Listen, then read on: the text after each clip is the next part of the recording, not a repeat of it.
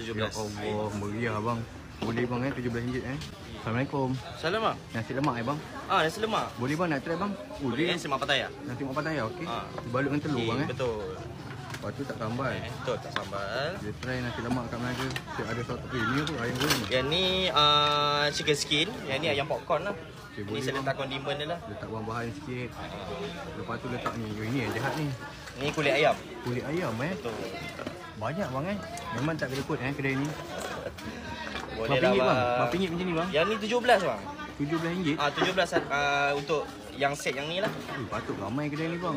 Boleh lah bang. Melaka bang. je tapi ramai Sebab murah mampu milik. Ni chicken popcorn. Ni chicken popcorn betul. Takkan RM17 bang? Betul, RM17 bang. Chicken popcorn ayam, kulit ayam. Betul. Tengok sikit bang portion ni. Sambal apa dah letak sambal? Sama ada tak bang? Dia tertumpah sikit lah. Kita tak apa. Nak sikit lagi bang sambal boleh? Boleh. Saya suka makan pedas. RM17 guys. Dekat Melaka mana nak jumpa kedai ni?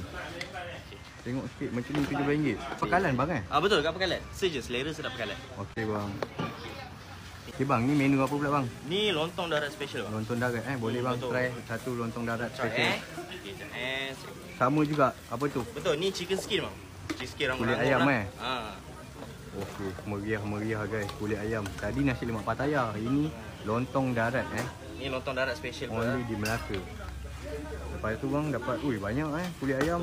Meriah. Tu ni kita letak udang saiz XXL lah. Besar udang dia ni. Wah, tengok guys. Berapa ketul tu? 5 ketul ada tu. Macam ni harga berapa pula bang? Yang ni 15, sambal tumis, kuah kacang, ada kacang goreng dengan juga telur rebus lah, serunding jugalah. RM15. RM15 bang. Tadi 17 ni 15 pula. Betul.